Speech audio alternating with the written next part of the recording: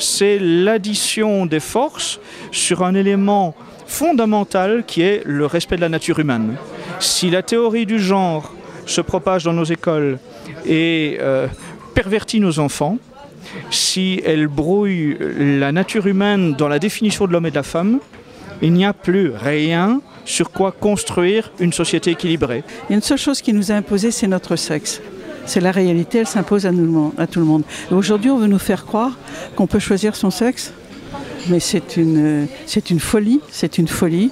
Cette union possible de toutes les forces de l'esprit, et donc des catholiques, des musulmans, face au matérialisme crasse qui était jusqu'à maintenant la seule alternative. Femme je suis, femme je me sens. J'ai vraiment eu, étant jeune, énormément de problèmes liés à ce vent satanique et épouvantable qui a balayé l'Europe et qui a balayé la France et qui est passé au milieu de ma famille, qui s'est appelé la révolution sexuelle. J'ai souffert toute ma jeunesse de cette horreur.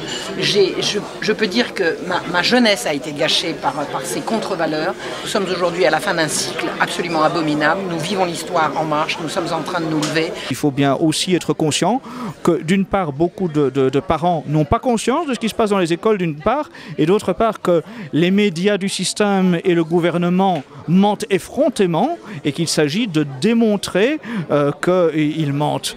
Michel Téchenet est un des fondateurs d'Homosexualité et Socialisme, lobby homosexuel au sein du Parti Socialiste. Michel Téchenet est en même temps chargé de mission auprès du ministère de l'Éducation nationale.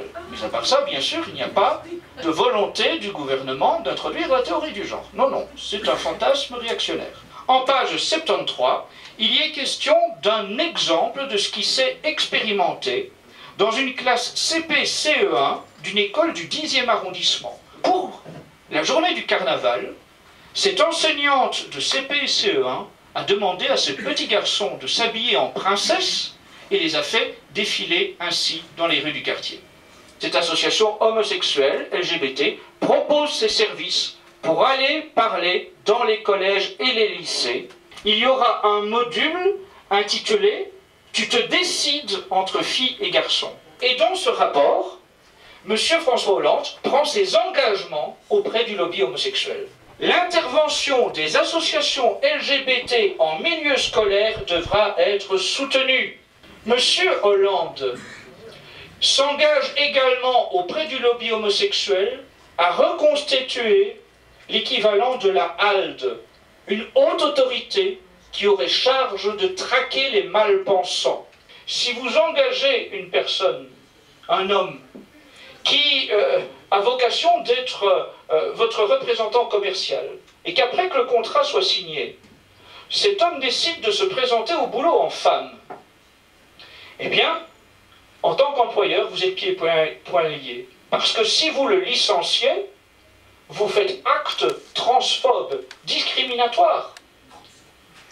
Et toute une part du pan du droit français va ainsi être bouleversée pour protéger la folie. Parce que c'est une bataille pour la civilisation, pour la transmission à des générations futures qui potentiellement peuvent finalement sortir de la normalité.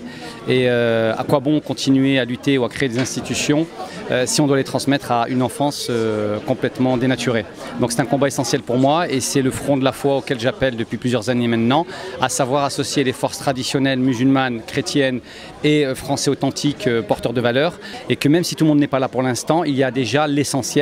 Les implications privées à droite et à gauche sont capables aujourd'hui de mettre en branle l'État français lui-même. C'est quelque chose d'extraordinaire. Nous sommes aujourd'hui dans une véritable convergence qui se réalise concrètement au travers de différentes personnalités représentatives du monde chrétien ou musulman et laïque.